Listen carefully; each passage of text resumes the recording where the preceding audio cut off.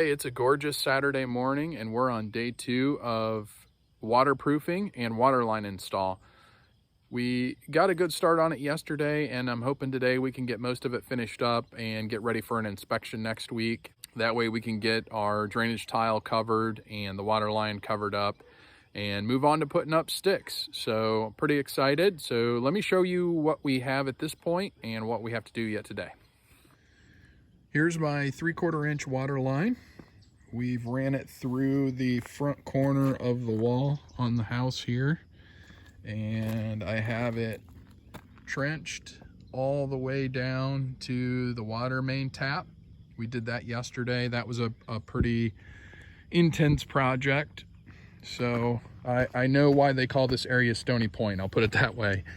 It was not easy, but what we're planning on doing here, you can see there's my power pole. Eventually the permanent power line is going to be buried and it needs to come up this way. And I talked to Duke Energy and they bury their power lines 24 to 30 inches in the ground. So this area from 15 feet from my wall here back this way, I have this water line buried 36 inches. So they should be able to come right over top of it, hopefully, and not cut my water line. As I worked back towards the road yesterday, the ground started to get pretty hard and I was not able to maintain that 36-inch depth. So as I worked back towards the road, you can even see how the dirt color changes.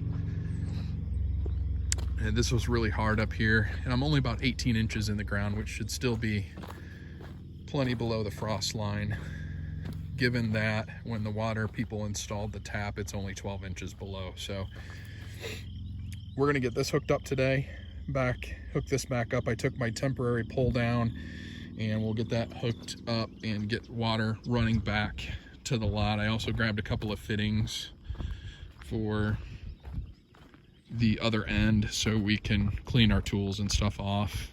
The waterproofing on the house, my wife worked on that yesterday and we got a first coat on the front.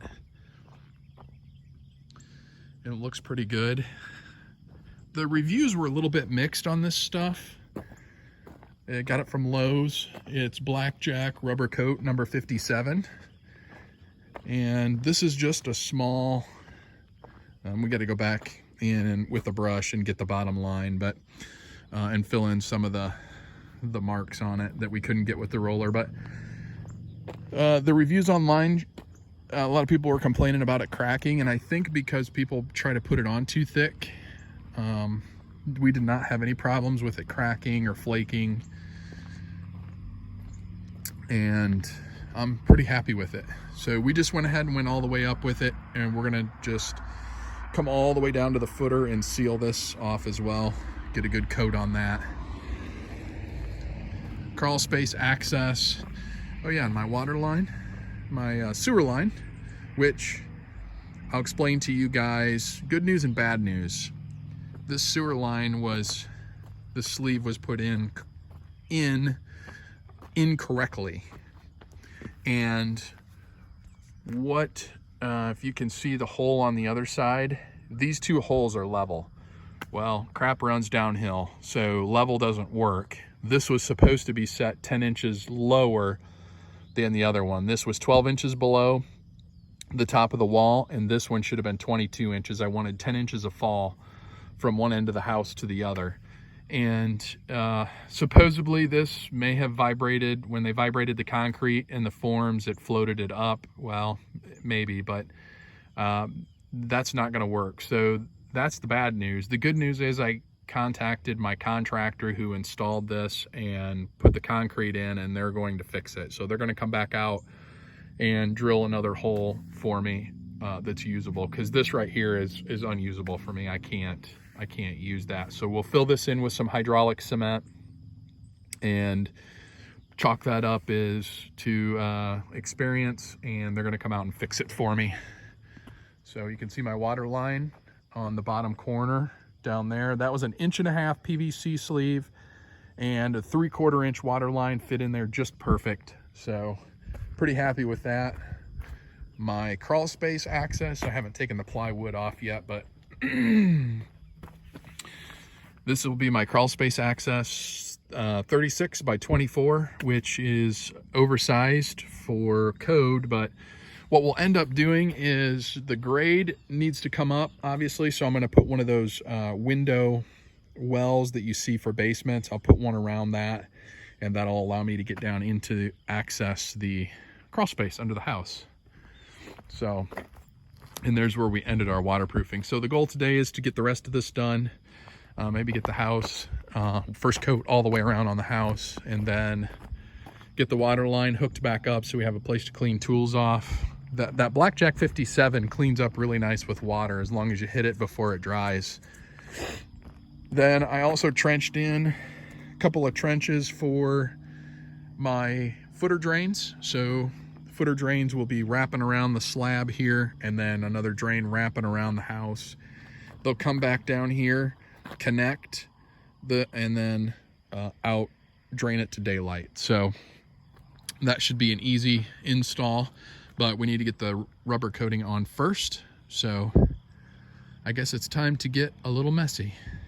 So I'll check in with you guys a little bit later and let you know how we did today. Okay, back up and running with water. You can see where the water line from the tap goes in through my wall, through the sleeve. Just ran it back out here so we can clean our tools and stuff up. Pretty easy. I will say the PEX shark bite connections are really nice, but they are really expensive. So, but that's what we used. And here is my footer drain. We have yet to obviously run the drain around the wall. I don't want to run that until we get the waterproofing done. But then we'll just lay that flat up against on top of the footer all the way around. It'll connect, that'll be perforated with a sock.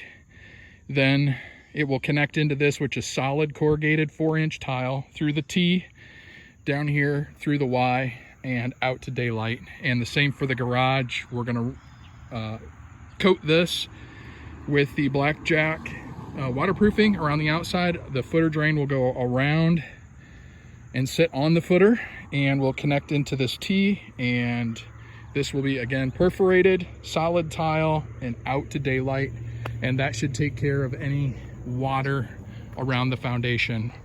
So waterproofing, in my opinion, is not a one, there's no silver bullet to stop it. It's kind of a multi-prong approach. So number one being the waterproofing membrane on the outside, number two being the drain that goes around, and number three, we, on top of this, I'm gonna have gutters and downspouts, and that's all gonna be tiled back out to daylight as well. I'll probably end up connecting it into this down the hill somewhere, and then eventually the plan will be to run down the hill, and I want to put almost like a little mountain stream down the hill. We'll put rock and stuff, and that will take it down to the creek. So that'll look pretty cool, and then we'll have a walkway next to it when it's all done. So should be nice, but that's a ways down the road. But for now, we are well on the way, and my wife is going to be a great help, and she is going to try to get this finished this week while I'm out on a trip. We are going to Texas, and we're going to hope for a Hendrick Motorsports win. And I will be back next week to hopefully wrap this thing up and get the inspection done and move on to the next phase, which should hopefully be putting up sticks. Thanks for watching. If you have any questions, comments, put them below, please. Subscribe if you haven't done so already. We got lots to come. I'm learning every day I'm out here. So I'm gonna pass that stuff along to you guys, and we'll check in with you guys next week. Thanks for watching again. See ya.